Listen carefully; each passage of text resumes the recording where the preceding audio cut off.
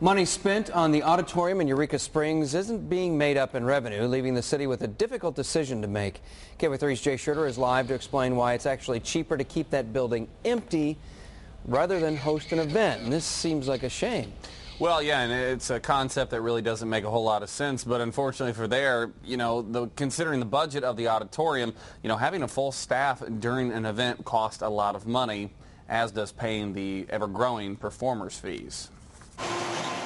10, 15 years ago, this was the venue for Northwest Arkansas. But times have changed for the auditorium in Eureka Springs. Now you've got performing arts centers in Greenwood, Fort Smith, Alma. The list of problems doesn't end there. One of the biggest problems that the auditorium has, ticket prices. There are only 1,000 seats available. So when big name acts come to town, that can be a real issue. When Willie Nelson came to town, tickets were $116. B.B. King tickets were close to $100 as well. The night before he performed here, you could go to Tulsa and see him for $35.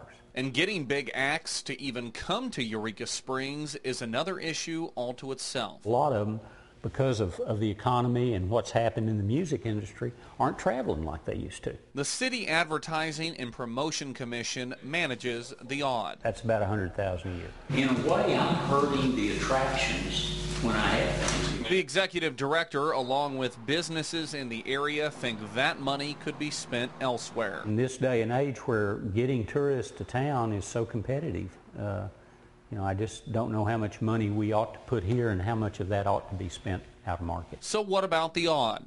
Well, the CAPC would like to see the city take over, covering all the costs or turn it into a historical marker, but easier said than done. It's tough. I mean, you've got to be real careful where you put those tax dollars. For the meantime, the CAPC will continue to run the odd, but hopes there is some relief in the near future. Although I love the facility, I just don't see a great future. Now, the type of tourists that they're seeing is changing as well. Gordon Lightfoot performed recently, and they grabbed the number of tickets. Out of 400 tickets sold, only 11 were from people more than an hour away, meaning people are not traveling to the area, staying for the weekend, seeing the show, and then leaving on Sunday, which is a big problem for the rest of the area businesses.